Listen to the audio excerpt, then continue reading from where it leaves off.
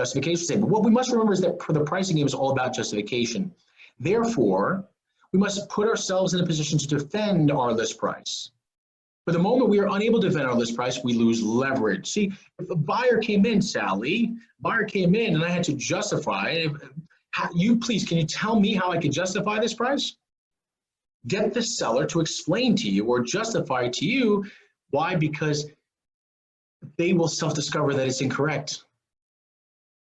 How they'll discover that is because, well, Sally, tell me why your house is worth 1.2. No, all joking aside, Sally, can you tell me, and hope you don't take this the wrong way, I'm just trying to seek to understand, because if I'm talking to a buyer today and all the houses down the block sold for like 1 million and you're asking 1.2,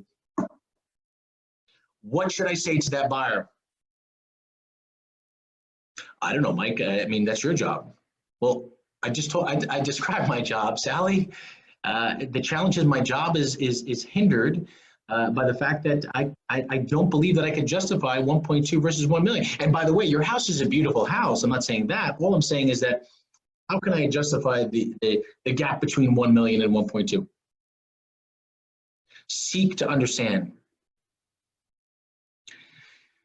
So for the moment, we're unable to defend our list price. Therefore, we lose leverage, right? The leverage piece, as agents would call it today, we've got buyers, right? So, and when we lose leverage, we start to leave money on the table. Now, to me, leaving your money on the table is simply unacceptable. Wouldn't you agree? Great, let me show you the research I've already done. This is the justification statement to get them to be in your corner about the pricing that you believe is necessary, the proper price entry point. Does that make sense? Step number 1, identifying gain understanding of value ranges. See, in order to find the most appropriate price entry point, I implement the 7-step pricing strategy. You can call it whatever you want to. This is just a baseline. See, the first step of my strategy is to identify a value range for your home. For that information, I study what buyers have said yes and no to in past buying situations. See, I've analyzed what has sold and expired in your neighborhood over the past blank months. And as you can see, per the sold summary sheet, there are 3 distinct value ranges that exist in your neighborhood. See, these ranges are determined exclusively by sold price per square foot and have little or nothing to do with the quality of each home. Identifying the range is relatively easy. The more challenging part involves understanding why the range exists. It's been my experience that the combination of 6 key buying features typically determine a home's value range. Those features are a number of bedrooms, stories, square footage, year built, private pool. Yeah, how many of us have private pools? Okay, and lot and location. So whatever you're working with, folks, I'm talking to you guys, determine the features that change values and go into the conversation. It's obviously not going to always be a private pool, folks. Okay, so put something that makes sense, right? Is it a balcony? Is it an outdoor space? You know, we know that bedrooms and stories, right? So with co-ops and condos, with co-ops, possibly it's what floor? Is it a low floor? It's a high floor? It's a mid floor? Is it on the roof? It's the first floor? Isn't that important? That's how we determine price, yes or yes? Is that how we determine price, yes or yes? So looking at the sold summary sheet, can you identify any obvious patterns pertaining to the 6 features? See, lead discussion by asking questions around the obvious commonalities within the ranges and difference between ranges. See, the 6 key buying features will usually be the primary determiner of value ranges. So bedroom stories, square footage. Okay, no, most agents simply share what is happening in the neighborhood because it's easy information to gather. See, a true consultant takes the path less traveled by analyzing each sale to uncover why homes sell at prices they do.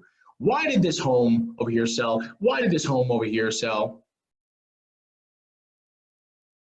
Step 2, the expired listings. Now that we formed some logical conclusions based on what buyers have said yes to, we need to test our logic on what buyers have said no to in order to validate our conclusion. Yes or yes? Come on, guys. If the buyers rejected a price on other houses, okay, why would they say yes to yours?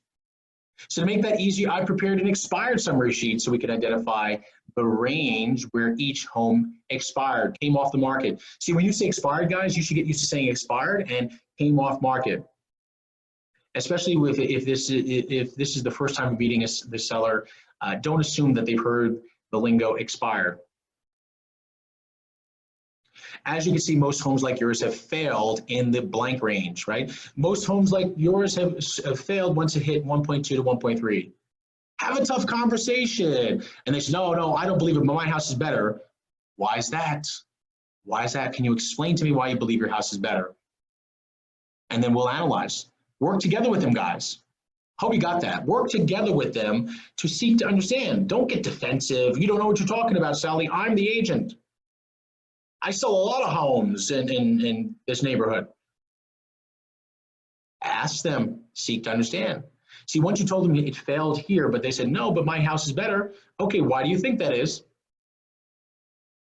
Well, it's just better. Well, hey, if I talk to a buyer, Sally, and I just say it's just better, is that justifiable? If you were the buyer and I told you that, would you pay the premium price because you thought it was better? And guys, if people are being smart Alex, okay, it's smarts, you know what I mean? Oh, well, yeah, I would pay that. If the seller says I would pay that, you know, give them the hard no. Really? Is that what you would really pay? Does this sound logical? So here we go. Here's the final line. So after reviewing this information, why do you think homes expire? So after you reviewing this information, why do you believe homes come off the market between 1.2 and 1.3? Seek to understand. Let them tell you why they believe. Well, I don't think that home sold for why didn't sell for 1.2, 1.3? Because the yard wasn't as nice as mine. So can I ask you, Sally? So those houses didn't sell, but the other houses that sold for about 980. Do you believe, that's why you believe that it's just because you didn't have the yard? Yeah, the yard, and I've got a new kitchen. So let me ask you a question. If a yard and a new kitchen is important to get to the 1.2, 1.3, do you believe that from 980 to 1.3, do you believe that paying an extra $300,000 for a yard and a kitchen, do you believe is that justifiable to the buyer? Is that justifiable? No, and by the way, I'm not trying to offend you. I'm just curious. I'm curious. Do you think the buyer, after hearing or looking at this data, do you believe the buyer would be willing to pay an extra $300,000 for a nicer backyard and a kitchen? Well, I guess I see what you're saying, Mike. And there you go. That's the power of self-discovery. You see, if on an expired listing conversation, ask this. So after reviewing this information, why do you think your home expired? See, based on this information, we can logically conclude that homes fail to sell because they're either listed in the wrong range or incorrectly positioned within the right range.